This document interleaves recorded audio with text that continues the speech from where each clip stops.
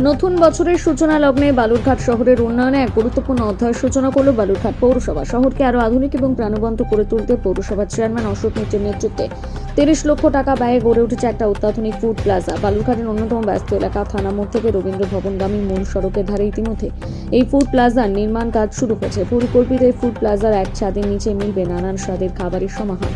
পাশাপাশি থাকছে পৌর সংবাদ এবং নাট্য সংবাদ সংক্রান্ত আলাদা স্টল, যা বিনোদনের এক নতুন মাত্রা যোগ করবে শহরের সাংস্কৃতিক জীবনে। এই উদ্যোগের ফলে যেমন শহরবাসীর খাবার এবং বিনোদনের চাহিদা পূরণ হবে, তেমনি স্থানীয় মানুষের জন্য সৃষ্টি হবে নতুন কর্মসংস্থানের সুযোগ। পৌরসভার দাবি শহরের সৌন্দর্যায়ন, পাশাপাশি বালুরঘাটকে আরও আকর্ষণীয় করে তুলতে এই প্রকল্পের পরিকল্পনা।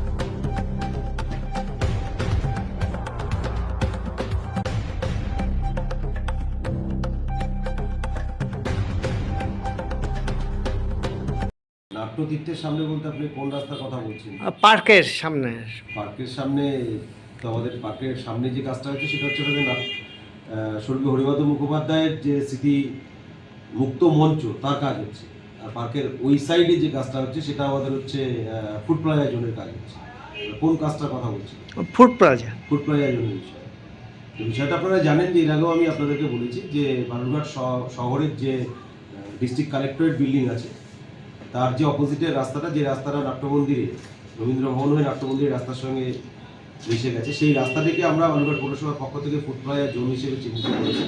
এবং বালুরঘাট শহরের যে মেন রাস্তাটা, থানা মোড়ের রাস্তাটাকে, সেখানে একটু যানজট কমানোর জন্য সমস্ত যারা ব্যবসায়ী রয়েছেন, যারা আপনার ফাস্টফুডের দোকান করেন, চায়ের দোকান করেন, বিভিন্ন ধরনের যে দোকানগুলো রাস্তার মধ্যে রয়েছে, তাদেরকে একত্রিত করে একটা জায়গায় ফুড প্লাজা জোনের মধ্যে আনা। এবং হাই স্কুলের ঐতিহ্যবাহী মাঠ রয়েছে, সেই মাঠের দিকটাতে আমরা সিটিং প্লেস করে, এবং পাশাপাশি বালুরঘাট শহর নাটকের শহর, থিয়েটারের শহর, বালুরঘাট শহরে বিশিষ্ট নাট্য ব্যক্তিত্ব যারা রয়েছেন তারা পরামর্শ দিয়েছেন যে নির্দিষ্ট একটা জায়গায় যদি তারা তাদের বিভিন্ন প্রেক্ষাগৃহে কবে কোন নাটক হবে সেটাকে যদি ডিসপ্লে করার একটা জায়গা পান, তো সেই জায়গায় দাঁড়িয়ে সেই ফুড প্লাজা জোনের মধ্যে আমরা একটা বালুরঘাট নাট্য সংবাদ কক্ষ হিসেবেও রাখছি, এবং পাশাপাশি বালুরঘাট পৌর সংবাদ কক্ষ হিসেবে রাখছি।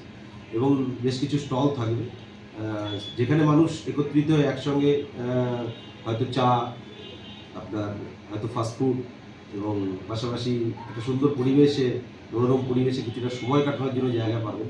তো সেখানে আমরা একটা অভিনবত্ব, নতুনত্ব শহরে আমরা হাইটেক সিটিগুলো দেখতে পাই, যেমন একটা নির্দিষ্ট জায়গায় ফুড প্লাজা জোনের মধ্যে গেলে একটু ভালো লাগে আমাদেরকে।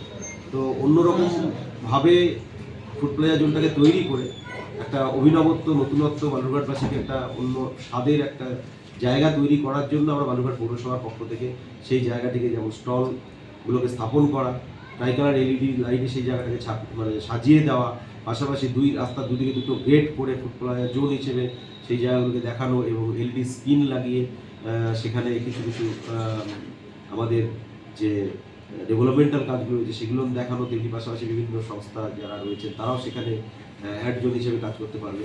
তো বিভিন্নভাবে বিভিন্ন আঙ্গিকে চিন্তা করে বালুরঘাটবাসীকে একটা নতুনত্ব, অভিনবত্ব তুলে ধরার জন্য ফুড প্লাজা জোন, যে কাজটা অলরেডি আমরা শুরু করে দিয়েছি। আশা করছি আমরা ইংরেজি নতুন বছর 26 সাল প্রায় চলেই এসেছে, তো নতুন বছরে আমরা এই ফুড প্লাজা জোনটিকে আমরা বালুরঘাটবাসীকে উপহার হিসেবে দিতে পারি। মোটামুটি এতে খরচ কত হচ্ছে? এটা আমাদের সিভিল ওয়ার্ক, ইলেকট্রিক্যাল ওয়ার্ক এবং বিভিন্ন ধরনের কাজগুলো রয়েছে, সমস্ত বিষয়গুলোকে কেন্দ্র করে 30 লক্ষ টাকার উপরে বরাদ্দকৃত অর্থে আমাদের এই ফুড প্লাজা জোন তৈরি করার আমরা সিদ্ধান্ত নিয়েছি। Thank you.